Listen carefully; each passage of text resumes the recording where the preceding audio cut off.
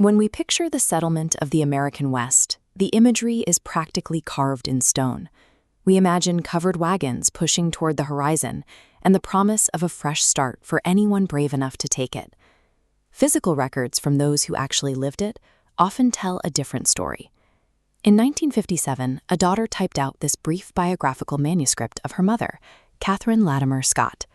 Reading these pages strips away the folklore.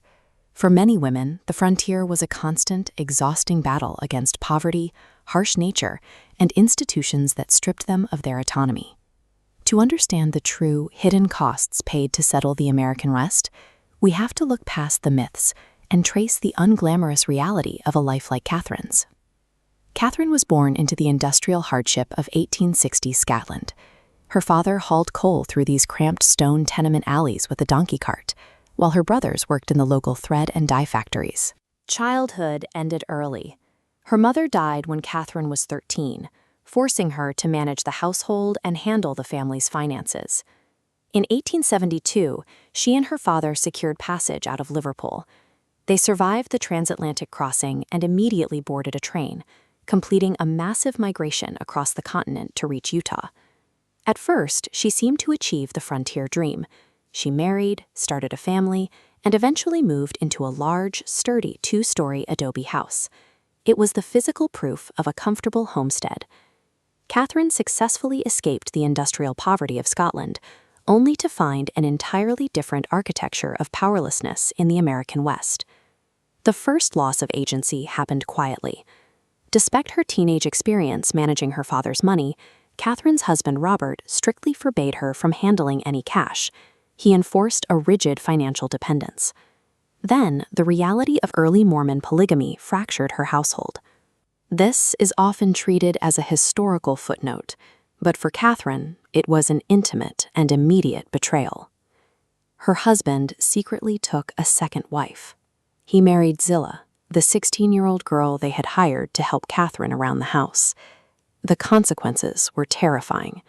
With U.S. Marshals hunting polygamists, Catherine was forced to carry a coal oil lamp and personally guide lawmen through the dark rooms of her own home to hide her husband and his new teenage wife.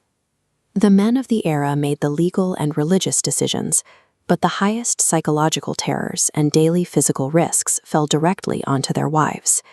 To escape a federal prison sentence, Robert forced the family to abandon their comfortable Utah homestead and flee the country. They traveled by train to Deming, New Mexico, and then rode in wagons for days through the desert until they reached the remote settlement of Colonia Juarez in Mexico.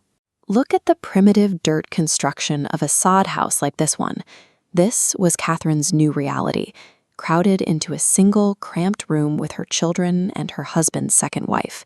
She was stripped of her property and exiled into the desert to protect a marriage she never asked for.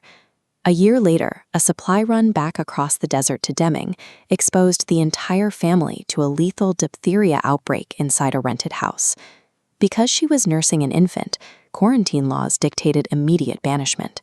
Catherine was forced out and sent into the surrounding desert to avoid infection. Inside the house, her daughter Anne died from the disease. Legally barred from attending the burial, Catherine had to travel all the way back to Mexico, crying bitterly the entire journey, unable to see her child laid to rest. The tragedy compounded. Shortly after returning to Mexico, her son David died of a fever, all while her husband grew increasingly abusive and the family lived in extreme poverty. These silent, unrecorded agonies are the true historical currency that bought the settlement of the West. Catherine practiced a radical, quiet endurance, maintaining her dignity and singing hymns as she worked through years of crushing poverty. Years later, she finally reached a turning point. Once her adult son Jim could support her financially, Catherine made the definitive choice to physically separate from her husband. Jim eventually bought her a small home in the town of Colonia Juarez. Looking at this peaceful settlement valley today, you can understand the security she finally found. For the first time in decades, she was safe. True resistance for a pioneer woman meant outlasting the institutions that trapped her until the next generation could financially liberate her. Even in the safety of her final years, she continued to carry the burdens of others, raising the orphaned children of her daughter Margaret after she passed away. Catherine's life of caretaking and survival provides a more accurate image of the frontier than the rugged, masculine conquerors usually associated with it. The settlement of the West was built on the uncompensated, unbreakable endurance of women, who survived a world designed to render them powerless.